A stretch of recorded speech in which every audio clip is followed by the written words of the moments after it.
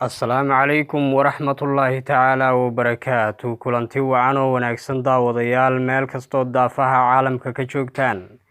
Waa mar kale iyo barnaamijkeennii faaqidaada wararka. Barnaamijka waxaa idinla socodsiinaya haddii allaha awoodda la ogolaado anigoo ah Maxamed Siciid Cali Maxamed Turki. waxaanad kala socotaan bartaan YouTube-ka ku leeyahay ee Maxamed Turki Channel. xubinta ugu horeysa ee barnaamijkeena aynu ku soo qaadan doono ayaa waxa ay noqonaysaa madaxweynaha dalka Mareykanka Donald Trump ayaa ammaan kala duldhacay madaxweynaha dalka Turkiga Recep Tayyip Erdogan kadib markii madaxweynaha dalka Turkiga Erdogan uu joojiyay dagaalkii military ee uu ku hayay kooxaha Kurdiyiinta. madaxweynaha dalka Mareykanka ayaa waxa uu sheegay inuu yahay madaxweynaha Turkigu nin adag, isla markaasina waxa uu sheegay in uu sameeyay tanaasul si markaasi loo joojiyo dagaalka iyo weliba colaadda ka holcaysa halkaasi.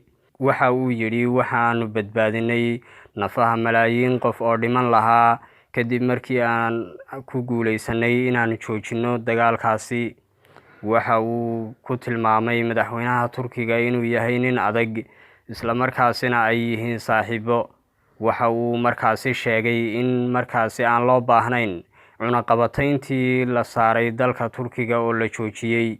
sidaasi waxaa yidhi madaxweynaha dalka Mareykanka Donald Trump oo markaasi ka hadlayay isu soo bax ka dhacay gobolka Texas ee ku yaala dalka Mareykanka. dowladda dalka Turkiga ayaa waxa ay dooneysaa in ay ka sameyso waqooyi bari Suuriya dhul nabdoon oo markaasi dib loogu celiyo qaxoontiga markaasi kasoo hayaamay dalka Suuriya ee markaasi miciinka soo biday Turkiga si markaasi dhulkaasi loogu celiyo. waa tahay daawadayaal aan soo qaato xubinta labaad ee barnaamijkeena.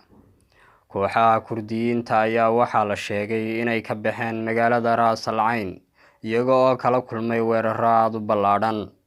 arrintani ayaa waxaa soo farageliyay Mareykanka si markaasi kooxda Kurdiyiintu ay uga baxaan magaaladaasi.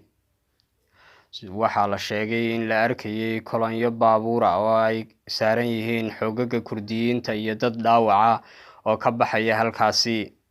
sidoo kale xoogagga Kurdiyiinta hogaamiyeyaashooda ayaa waxa ay sheegeen marka ay ka baxaan magaalada Ras Al Ain inay ciidankooda kala bixi doonaan aag ku teedsan xadka ay wadaagaan dalka Suuriya iyo weliba Turkigu si waafaqsan heshiiskii la wada galay. sidoo kale wariye ka tirsan wakaaladda AFP ayaa waxa uu sheegay in 50 baabuur oo ay markaasi ku jiraan baabuurta gurmadka degdega ahi ay ka baxeen cisbitaal ku yaala magaalada Ras Al Ain, iyadoo la sheegay markii cisbitaalkaasi ay ka baxayeen in markaasi la arkayay qiiq ka baxaya dhismaha cisbitaalkaasi. sidoo kale kooxaha Kurdiyiinta ayaa waxa ay sii mareen bar control oo markaasi ay ku sugan yihiin ciidamo daacad u ah dalka Turkiga oo asalkoodu ay yihiin Suuriyan. waxaana la sheegay oo ay wararku ay intaasi ku darayaan in weliba dadka ku dhaqan magaalada Ras Al Ain ay ka baqayaan in ay dhibaato ka soo gaadho xoogaggaasi Suuriyaanka ee daacadda waa dalka Turkiga. heshiiskani uu garwadeenka ka yahay dalka Mareykanku ee la doonayo in kooxaha Kurdiyiintu ay kaga baxaan dhulkaasi ayaa macnihiisu waxa uu yahay in kooxda Kurdiyiintu ay ka baxaan dhul markaasi gaadhaya 120 kilomitir si markaasi looga sameeyo aag nabdoon sida uu doonayo dalka Turkigu.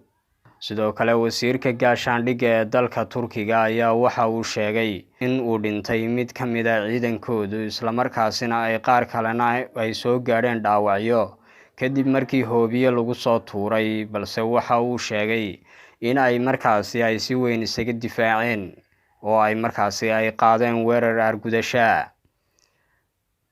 dalka Turkiga ayaa waxa uu doonayaa in xoogagga Kurdiyiinta laga saaro oo markaasi laga nadiifiyo dhulka ay markaasi ay haystaan weliba ay ka degan yihiin dalka Suuriya si markaasi dalkoodii loogu celiyo qaxoontiga markaasi ku sugan dalka Suuriya, dhulkaasina looga dhigo aag nabdoon.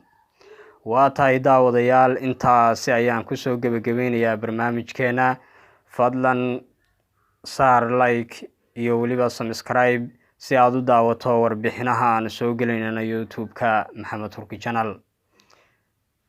intaan barnaamijkan mid lamida ku kulmi doono waxaan idinkaga tegayaa sidaas iyo nabadgelyo.